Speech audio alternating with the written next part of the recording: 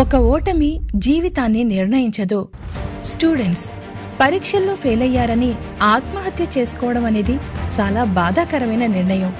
ఎందుకంటే నవమాసాలు మోసి కని పెంచి తమ రెక్కల కష్టంతో మిమ్మల్ని చదివించి మీరు వృద్ధిలోకి రావాలని ప్రతి తల్లి తండ్రి కోరుకుంటారు.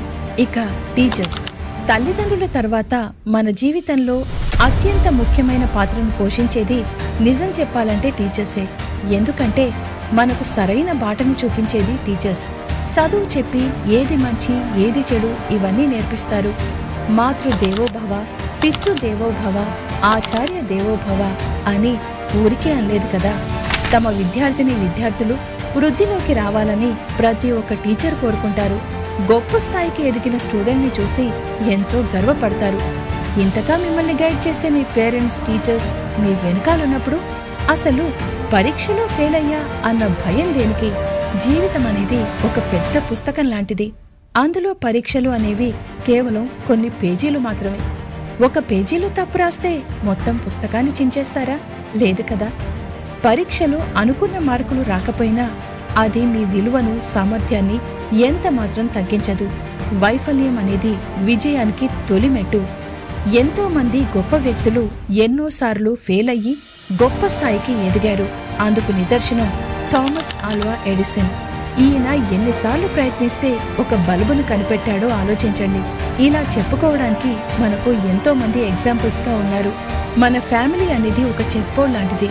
చెస్ బోర్డ్ మీద ఒక్క కాయిన్ అలా పక్కకి తొలగిపోతే మళ్లీ దాని స్పేస్ ని ఏ కాయిన్ కూడా ఫిలప్ చేయదు. అలాగే మీ ఇంట్లో మీ స్పేస్ ని ఎవరూ భర్తీ చేయలేరు.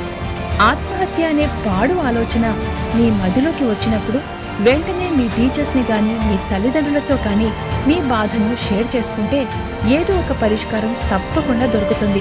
ఫెయిల్ అయినందుకు మీరేమైనా తప్పు చేశారా? లేదు కదా. మీరొక ప్రయత్నం చేశారు. బహుశా అది ఈసారి వర్కౌట్ కాలేదు. అంతే. మీరు నిరూపించుకోవాల్సింది ఎవరికో కాదు, మీకు మీరే నిరూపించుకోవాలి. మీలో ఉన్న బలాన్ని, సామర్థ్యాన్ని మీరు నమ్మాలి. ఫెయిల్ అయితే బాధపడకండి.